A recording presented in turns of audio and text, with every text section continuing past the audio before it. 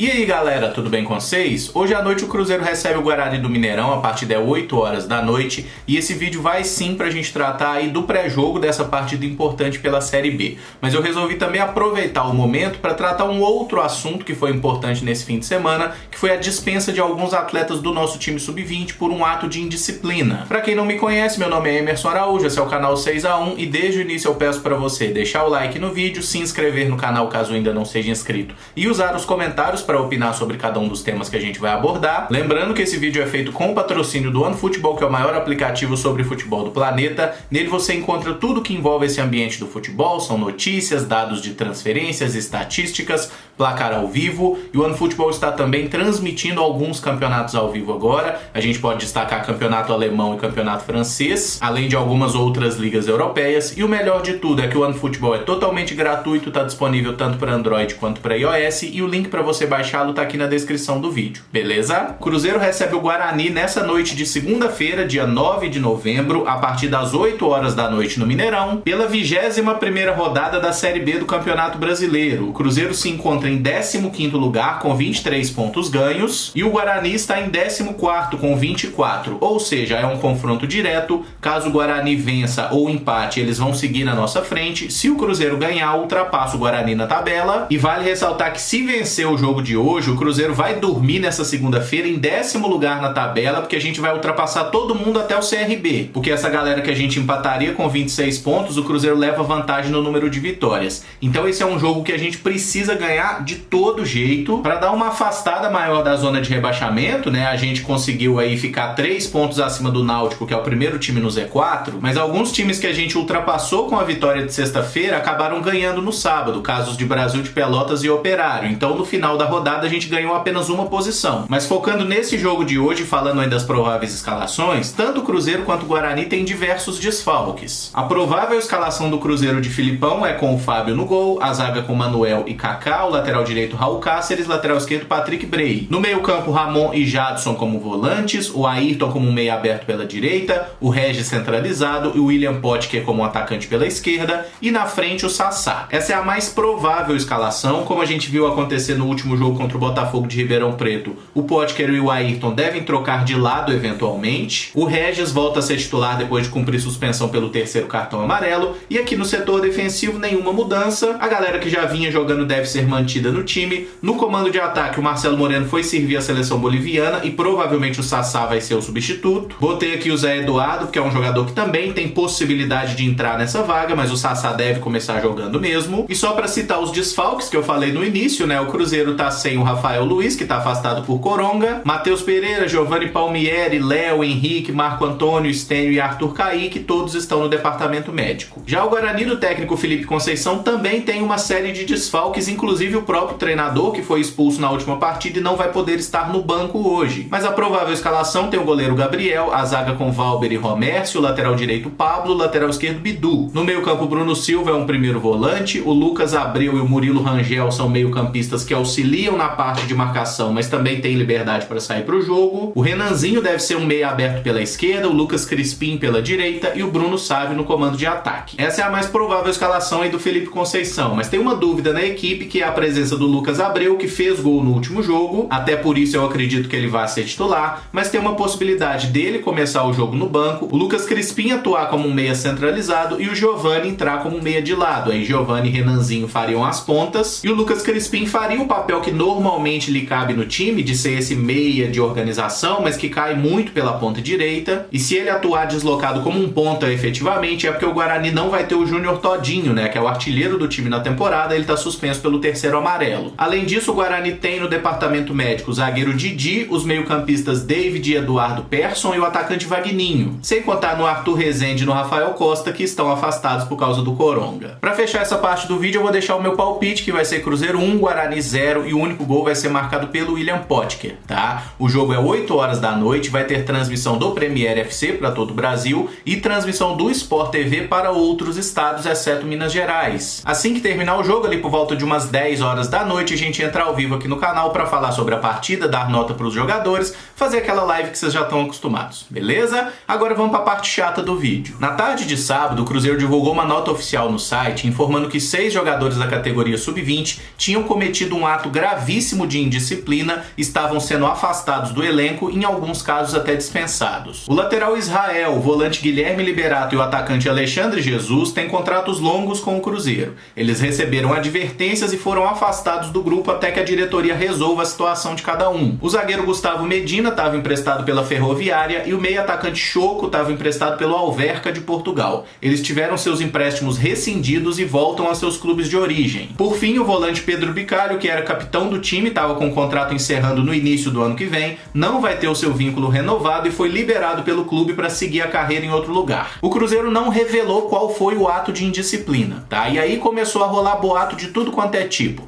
Que os caras tinham brigado em boate, que os caras tinham estuprado alguém, que os caras tinham usado droga. Todo tipo de história foi inventada. Aí a gente foi procurar o quê? Fontes minimamente confiáveis que poderiam informar o que de fato aconteceu. O Cruzeiro até agora não esclareceu os fatos, mas o pessoal lá do portal Deus Me Dibre apurou. O Pedro Rocha, né, que é aquele repórter da Globo que morou muito tempo em Chapecó, cobrindo o fato lá do acidente aéreo, aquele negócio, ele mesmo falou que procurou em diversas fontes lá na cidade que ele ainda tem da época. E o que aconteceu? Os jogadores do Cruzeiro receberam garotas no hotel. Se eram prostitutas ou não, isso é irrelevante na minha opinião, tá? Foram mulheres que os garotos arrumaram lá por Chapecó na quarta-feira à noite após a partida, levaram pro hotel e sim, eles estão errados, especialmente quando a gente está convivendo com uma pandemia. Eles se colocaram em risco e colocaram todos os demais membros da delegação do clube também em risco de infecção, até porque ninguém tem lá escrito na testa que tá com Covid ou não. Esses jogadores não estavam de férias, eles estavam numa viagem a trabalho com o clube. Eles estão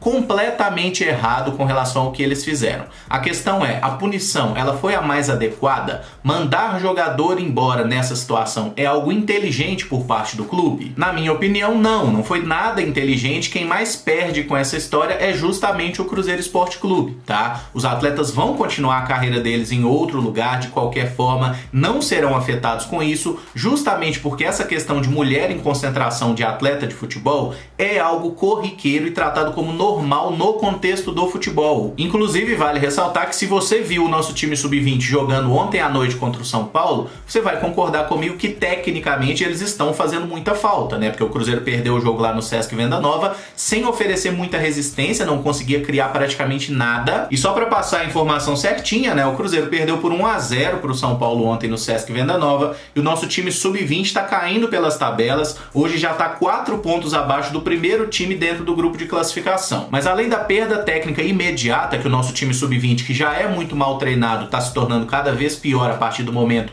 que as opções vão sendo reduzidas no elenco, a gente deve considerar que isso é queimar patrimônio. Aí você me diz, não, Emerson, mas o Medina e o Choco, eles não eram patrimônio do Cruzeiro. Eles estavam emprestados. Sim, mas eles são jogadores muito promissores, jogadores inclusive que outros times do futebol brasileiro e até lá de fora já tiveram interesse, eram titulares e jogadores bem importantes no nosso time sub-20 e que ambos tinham ali aquela cláusula de compra. Eles estavam emprestados com a possibilidade do Cruzeiro ficar com eles em definitivo, caso eles justificassem. Então eram jogadores que nesse momento não eram totalmente patrimônio do Cruzeiro, mas provavelmente viriam a ser, até porque os valores fixados para compra não eram valores absurdos, nada impeditivos. O Pedro Bicalho, que foi o outro dispensado, ele era um dos jogadores mais promissores da nossa categoria de base, fez até gol no profissional, né, no Campeonato Mineiro no início da temporada. Ele voltou pro sub-20, vinha jogando muito bem, era o capitão do time, uma espécie de liderança sim, e a saída dele a gente não pode descartar também que esteja envolvida com a questão da renovação contratual. Como o contrato dele estava acabando e talvez essa renovação estava um pouco complicada, até porque a gente viu, por exemplo, como que o Cruzeiro tem dificuldade para renovar qualquer contrato com jogador jovem, né? A gente quase perdeu o Paulo recentemente.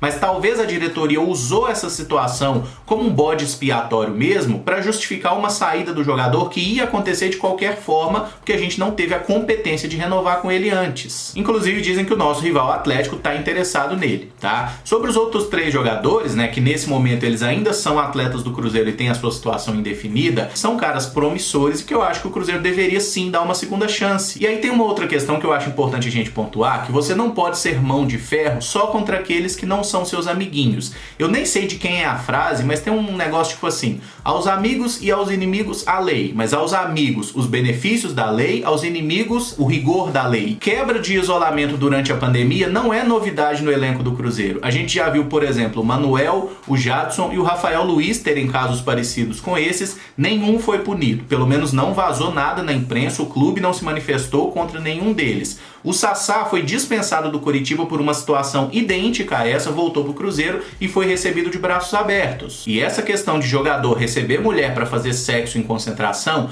é algo tratado como folclore aqui no futebol brasileiro. Direto a gente vê casos assim, né? Todo mundo fala lá do Romário, do Ronaldo, os caras pulavam o muro em concentração. Até hoje a gente vê nesses programas tipo o Resenha e ESPN lá, esses ex-jogadores vão contar a história e ficam rachando de rir e todo mundo acha mó engraçado. Isso nunca foi permitido e nunca foi algo certo, mas isso sempre aconteceu. Faz parte do futebol, pertence ao futebol, como diria o professor Luxemburgo. Tá errado? Tá errado. Os jogadores merecem ser punidos? Merecem ser punidos. Mas dispensar jogador por isso, você vai me desculpar, mas não tem nada de inteligência. E aí tem um outro detalhe que eu gostaria de observar, que tá lá na matéria do Deus Me Livre, é que os jogadores já tinham sido liberados, tá? Esse episódio aconteceu na quarta-feira à noite e a gente jogou na quarta-feira à tarde, ou seja, já tinha jogado, já tinha perdido, já tinham jantado, os jogadores já estavam liberados no hotel. Ou seja, eles fizeram algo errado? Sim, fizeram algo errado, mas isso não prejudicou o desempenho deles no jogo e eles não deixaram de treinar por causa disso. E aí tem um detalhe que eu acho que a gente deveria contar para a diretoria do Cruzeiro, que talvez eles não estejam sabendo,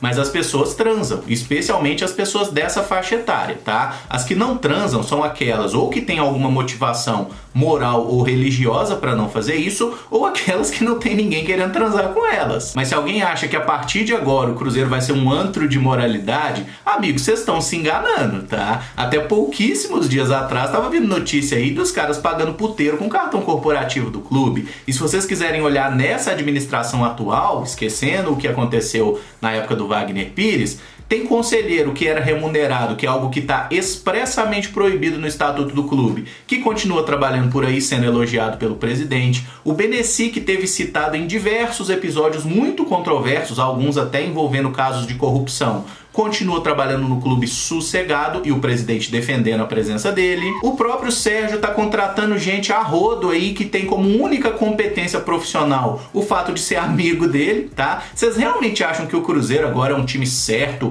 e apaixonadamente profissional? Vocês vão ficar se iludindo nessa mesmo? Essa situação dos garotos aconteceu na quarta-feira à noite lá em Chapecó. E aí não vazou nada, ninguém tava sabendo de nada, era uma coisa que poderia ter sido resolvida internamente. Mas o que o Cruzeiro fez?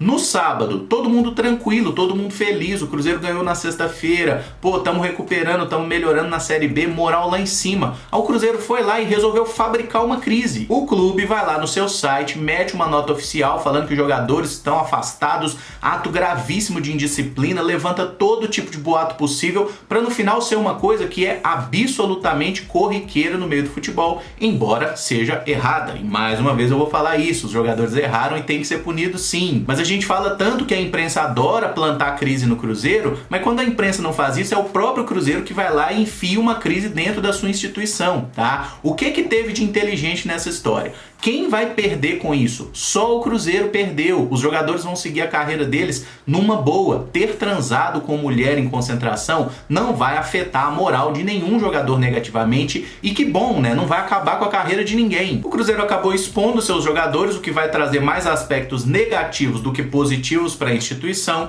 Queimou patrimônio. Os jovens vão continuar transando, tá? Se vocês queriam que o pessoal agora botasse cinto de castidade, isso não vai acontecer também. E revelar esse tipo de situação não é ser transparente, é ser burro, tá? E não adianta falar em transparência se você negocia um dos seus jogadores mais promissores da categoria de base e vem meter o louco falando que botou cláusula de confidencialidade e por isso que não pode contar, né? Transparência só quando convém? Vocês vão me desculpar, gente. Então, para resumir esse episódio, pelo menos a minha opinião sobre ele, é falso moralismo e punição desproporcional. Os jogadores erraram sim, merecem ser punidos sim, mas acho que uma multa resolveria muito bem a situação e uma conversa interna, tá? Isso não precisava ter vazado dessa forma, muito menos fazendo o carnaval que a diretoria fez. Tá dada a minha opinião sobre o tema e eu gostaria que vocês deixassem a de vocês aí nos comentários pra gente trocar uma ideia sobre isso também. E o mais importante, hoje à noite, 20 horas, Cruzeiro e Guarani lá no Mineirão, transmissão do Premier FC e do Sport TV para outros estados, exceto Minas Gerais. Ali às 10 horas da noite a gente entra ao vivo no canal para fazer a live. Se gostou desse vídeo, eu peço também que você deixe o like e se inscreva no canal caso ainda não seja inscrito. Muito obrigado por acompanhar, um abraço e até o próximo vídeo. Valeu!